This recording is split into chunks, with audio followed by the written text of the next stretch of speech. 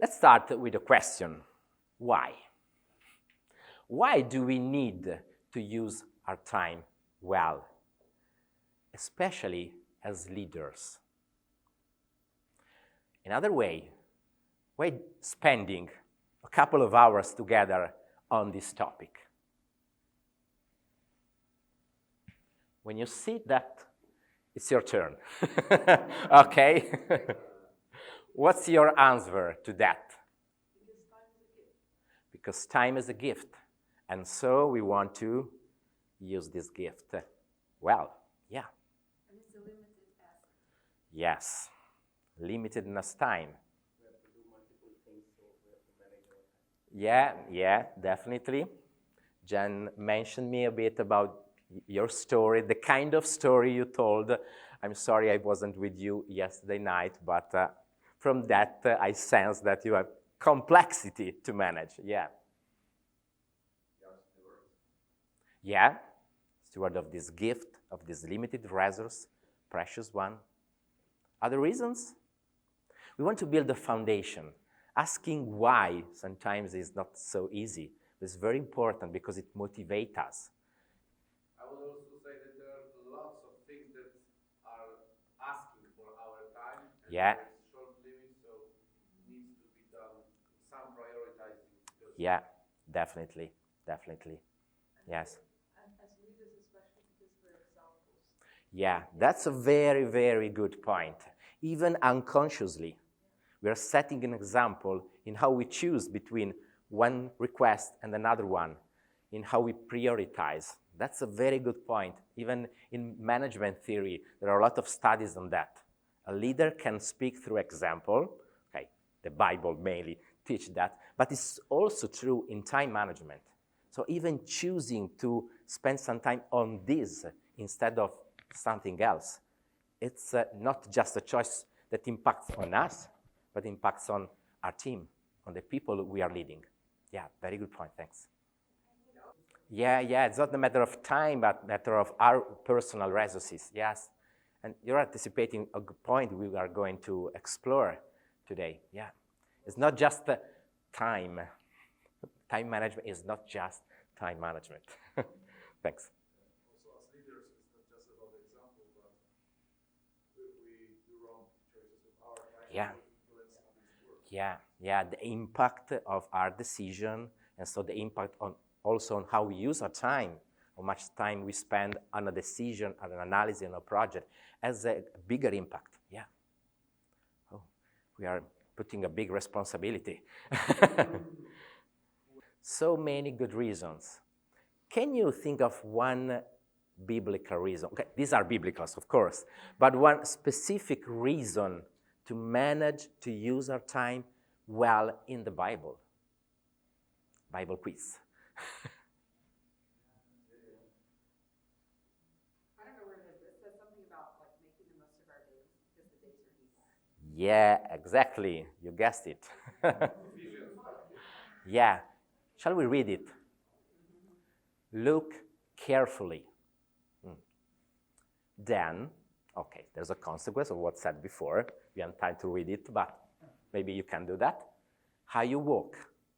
Not as unwise, but as wise. We need wisdom. Making the best use of the time. Time management in the Bible. And the reason? Because the days are evil. I do think it's a strong reason, isn't it? We are not going to do a full exegesis of this text, but probably the context suggests that what Paul is referring to is the evil of the context, of the generation we are living in. They are in the darkness, and we have God's light. And this makes even more urgent to make the best, to use every opportunity. In the parallel passage in Colossians, this is the concept. And probably the days are evil also because they are fleeting. They are passing. Limitedness of time, an idea that we find also elsewhere in the Bible. Psalm 90, we are not going to read it. That's a very important passage where Moses shows the eternity of God, and compare to that the fragility, the weakness of human life. At a certain point, the turning point of that text, he boldly asks God, teach us to number our days. Number. God's days are not numbered because are eternal. Ours are, and the acknowledgement of the limitedness of our time is actually the starting point. There's a lot more we can say about that, but I just want to leave you with this thought. Making the best use of the time because the days are evil. So, as you already said, our time is limited. This is the typical image we use in time management presentation. Sometimes I find people saying that, oh no, the clepsydra. Anyway, the point is this. Time may be a clepsydra, may be a box that is limited. We have a definitive amount, and we actually don't know how big it will be. That's another point. And the point is that we have many things, much more things than can fit into the box. And so the starting point is putting first things first. Since we have, it's quite physical. We have much more things that we can put in. If we start with the secondary ones, the first one may be left out.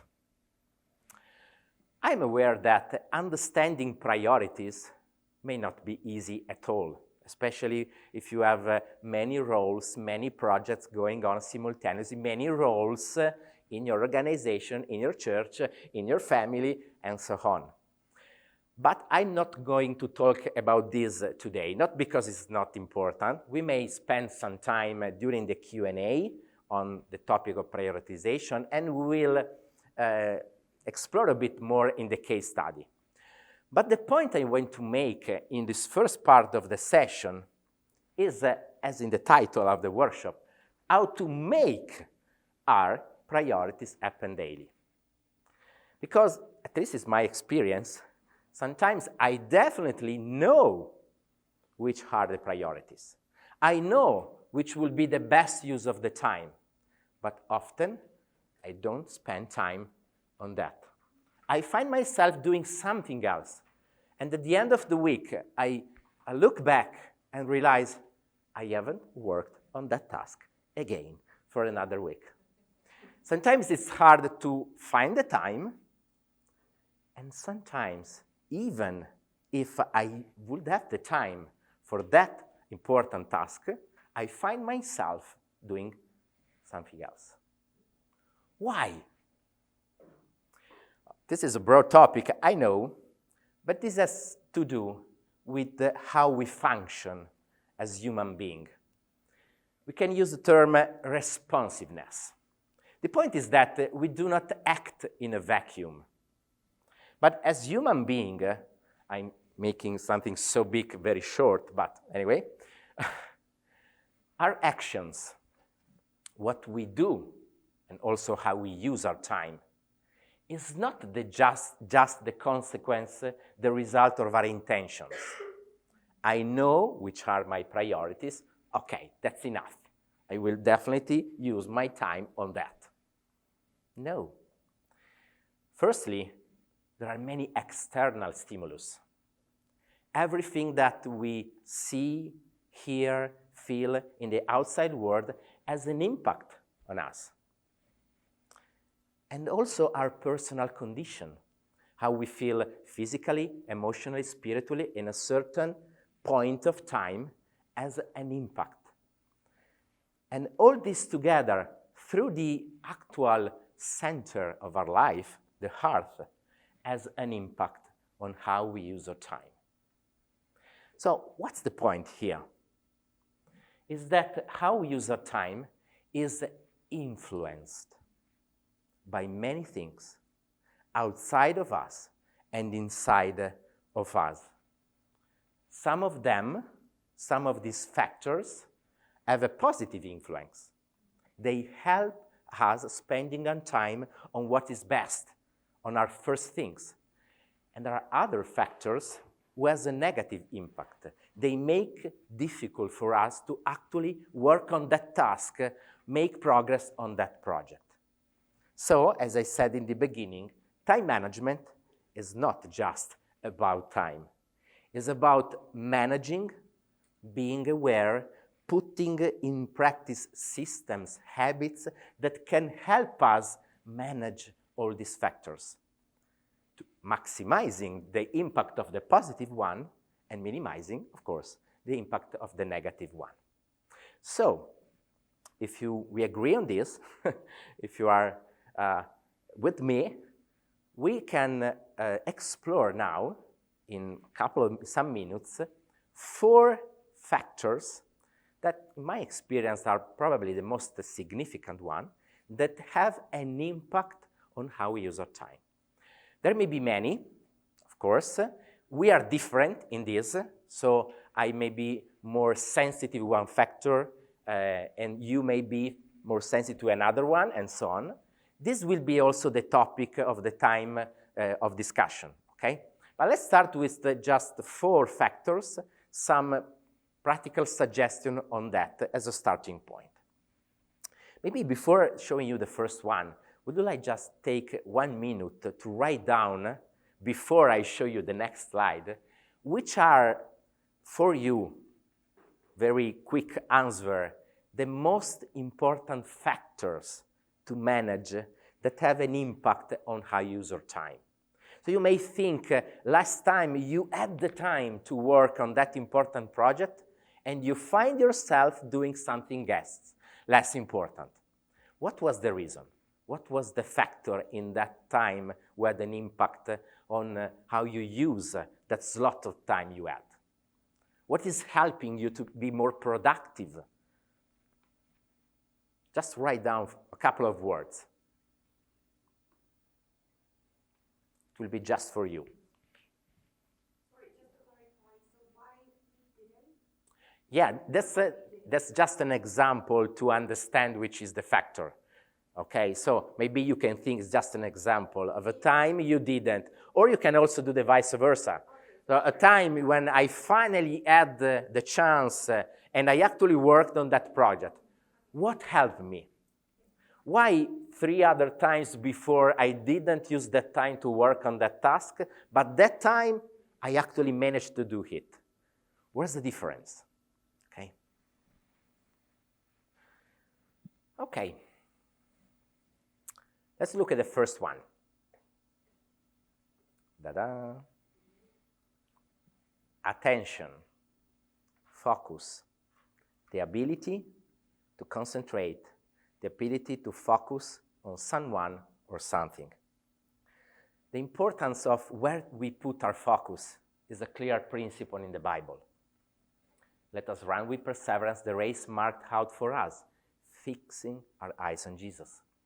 Set your hearts on things above, where Christ is, seated at the right hand of God. Set your minds on things above, not on earthly things. This is a very important principle in the Bible, because the direction of our gaze determines the direction of our path. If I look in that direction, I will go in that direction. If I look there, I go there. This is true in many areas, at many levels of our life. But this is definitely true in how we use our time. And your mind is probably going to that. It's much more difficult nowadays, especially with digital distraction that undermines our focus and our attention. You probably heard about this, multitasking, switching from one task to another. And why the reason we often switch is because a digital notification, a digital interruption. Digital interruption, I will focus mainly on that, have 2 potential effects. Firstly, on efficiency. Some studies enlighten the concept of attention residue. When we are working on task 1, and we simply go to our inbox to check the email, what happens? We go back after a while to task 1, but for a certain time, our level of productivity, attention, and focus won't be the same as before. Some of our attention, even unconsciously, we stay back to that email. And there's another point. Sometimes what did happen when we go to the email? We don't go back to task 1, but we go to another task, replying that email, working on something else that usually, not every time, is not as important as the task as we were working on. It happened sometimes to me as well. I try to start my day working on a very important task. I know that is the big rock of the day, the first thing I need to put in the box of my time. But I say, oh, let me just check briefly the inbox. And I find myself working all the morning on something else.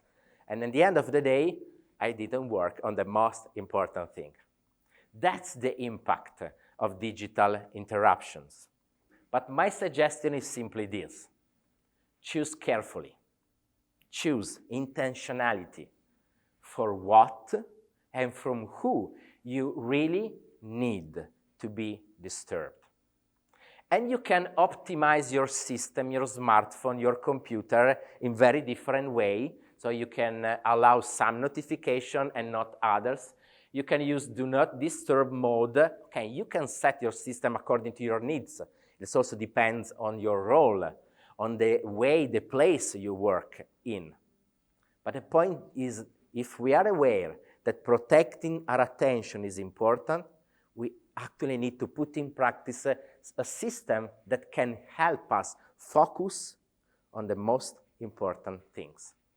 These are external distractions, but there are also internal ones. I don't know if you ever heard about this in this term. The thought of something unfinished, a reply we need to write, a challenge we are facing, something that worries us, function as distractions in the same way. So it reduces our capacity to focus and to be productive. Simple suggestion on this. Write them down in a reliable system. It has been proved that if you remember something that you need to complete, maybe a request you received and you haven't write down, if you write down in a system, reliable, simple, in a place that you are going to see at a certain point later in the day, this will help you. This will give you a bit more focus. This is something you can find in many time management books, but the second one you probably won't find except the books I'm going to suggest you. Write them down and pray about it. One of the benefits of prayer, there are many, of course, but one of the benefits of prayer is the peace of mind. And the peace of mind is something that helps us to focus on the task, on the person we are working with. Second factor, you can guess from the image, planning. I know this is a quite sensitive subject because there are people who are more prone to planning, scheduling, others who are not so good in that. I do think it's firstly important to understand what planning really is. And that there are two ways of planning. Defining what to do, this is planning. And defining when to do it. This is planning too, but these are two different things. There are two tools that very simple that can show you the difference. The to-do list and the agenda. So, in the to-do list, what's the point of the to-do list? I put there clear reminders of what you need, wish to do. And defining the next action on a project, on a problem you are solving, is planning. is answering the question, if I want to make progress on that project, what's the next physical things I can do to make this project forward? And that's the point of a to-do list. I will give you a couple of suggestions on how to use both of these in the slide. Okay? Defining when to do. We use the agenda, of course, for reminders of appointments, events, meetings, so we won't forget them. But think also of the option of using the agenda to protect hours, days, weeks for your priority. So instead of just putting in your calendar, digital, physical, is the same, the reminder of the next appointment to the dentist, because if not, I will forget it. Think of the opportunity of bringing something from your to-do list, something that should not be done in a certain specific day, but that you see yourself postponing, and try to block some time to do that. I find myself seeing this task every week.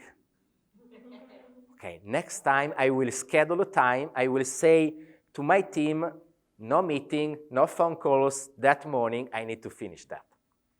That's a way to protect our priorities, to protect our time. Okay. Some suggestion, we won't go now, maybe in the Q&A, but I just want to show you so you know there are in the slides some suggestions also for using the calendar.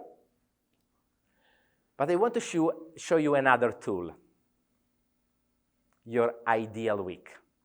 That is not the week of ELF or the week of a holiday. This is another concept. You can see here an example. It's actually for a pastor, for a preacher, but the concept is the same. What's the ideal week? It's the ideal. No week will be like that. But it's your goal. What is the best week ever? How will I spend my time in the different hours and days of the week? You can see that as a goal, so when you actually plan the following week, you can refer to that. And doing this exercise, writing down the ideal week, and you will find the link. It's very simple, so you can do that by yourself, but you can find the link where to download a model, and you can use color for different areas of life. I personally like that so much, since I have many different roles. And you plan your perfect week. What's the goal of that? Not to discourage you, but to have a reference point when you plan your week. And mainly, see this as a sort of a grid that you put over your actual calendar to see the changes. Okay, in my ideal week, I would like to spend, I see that it's appropriate to spend 10 hours in meeting. Last week, and some software do this automatically, actually, I spent 20 hours in meetings.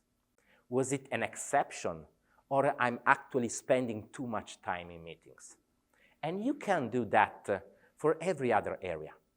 And it's also a way of batching things together. So maybe instead of doing the same kind of task every day, I try to group them in a morning. We will go back to this considering the following factor. The first factor, energy. Okay, one of you at the beginning said it's not about time, it's about the resource we have. And the strength, this physical, emotional, and spiritual strength is actually a matter of energy. I think it's an experience of each one of us. When we have less energy, we are less efficient in what we do, so we may do the same things in more time. That's efficiency. But also, when we have less energy, that's important, we struggle to do more challenging things. Looking back to my life, I see that often the reason I'm postponing, procrastinating something is because I would like to work on that in the worst time of the week. And it's a guarantee. If I plan certain tasks at the end of the week when I'm much tired, I will postpone to the next week. On this, I want to remember that God knows our human weakness. He designed a 6 days work week. I don't want to be legalistic on that. That's not the point. But we need to remember that we need a proper time of rest regularly. Even Jesus was very sensitive to the need of rest of the disciples. Jesus is a great example in time management, in leading, as we all know. And I just want to add one thing that is not on the slide. It really struck me in the first plenary, Saturday night, what the speaker, Rico, said about, I don't know if you remember, about rest and God's sovereignty. The topic was evangelization, but it struck me when he said, if I didn't trust in God's sovereignty, I wouldn't take a day off. And that's true not only in evangelization, in everything. I know some of you were there, the other side of the hotel, yesterday afternoon in the workshop I did on time management. And the last quote I wanted to read together was, unless the Lord builds the house, the workers labor in vain. Why can we rest? Because we can trust in God. We can rest, and we need to rest because we need it, because if we don't have energy, we don't have the clarity, the strength to do the things, but also because we can trust in God, because we are doing His work. He is doing His work through us. A couple of more things about energy, just to give you some practical hints. It's useful to make a difference and consider that there is an average, an overall level of energy, and a variable one. So on the left side, the point is that in a certain day, in a certain week, we have an average level of energy. That is the effect of what we did before. So the energy I have in this moment is an effect of what I did last night, yesterday, and going backwards. It depends on the sleep I had, what I ate, and many other factors. And we need to be aware of it. If you are going down, the trend is some up on the smartphone, tell that. We need to adjust accordingly. We need to be aware that maybe in these days we are a bit more tired, maybe more sensitive to certain topics or certain conversation. On the other side, in a specific day or in a specific week, we have a cycle. You probably heard about the circadian rhythm. There are people who are very energetic in the morning larks, and are very energetic in the evening, night owls. We are different in this. Of course, we have limitation. We can't work after 8 p.m. because I am the one in the team who likes to work at night. It depends on the situation. But in a limitation of our role and our work, we can be aware of it and schedule accordingly. So I am more productive, more precise in the morning or in the first part of the week. Let's plan the most difficult task in that part of the week. Even the ideal week, or the monthly, the ideal month, but it's a bit more complex. Well, that's life for us. Yeah, there are variations of this, okay? You may have an ideal week. You may have 2-3 kinds of ideal week. You have a monthly cycle, yeah. And again, this is a tool, again, to manage this factor. So when you set workout, hours of sleep, and also setting some certain task in the morning or in the afternoon or in another part of the week. That's the principle. Even in the ideal week, I would like to ideally plan some type of task in the best moment possible, okay? Final one, network. A fourth factor that influences how we use our time, our productivity. Again, this is a clear principle in the Bible. The people around us, you know probably these verses, influence our values, our principles, and also how we use our time. Think about a colleague. A colleague can help you stay focused on your priority. So the network has an impact also on the other factors we have seen so far. A colleague can help you planning and following your plan, or not. A colleague can boost your energy, or not. And this is not true only in the physical world, but also in the digital world. So, the point is, we are called as children of God to love everyone, to be at peace with everyone. And of course, there are relationships that we can't change, at least in the short time. But the point is, if we are aware that the network, the people, influence us also in how we use our time, we need to choose intentionally the people you want to spend more time with. Who can really help me in this project?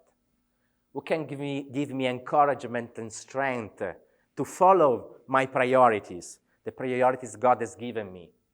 Whose presence, that's powerful, can help me be more productive in this task?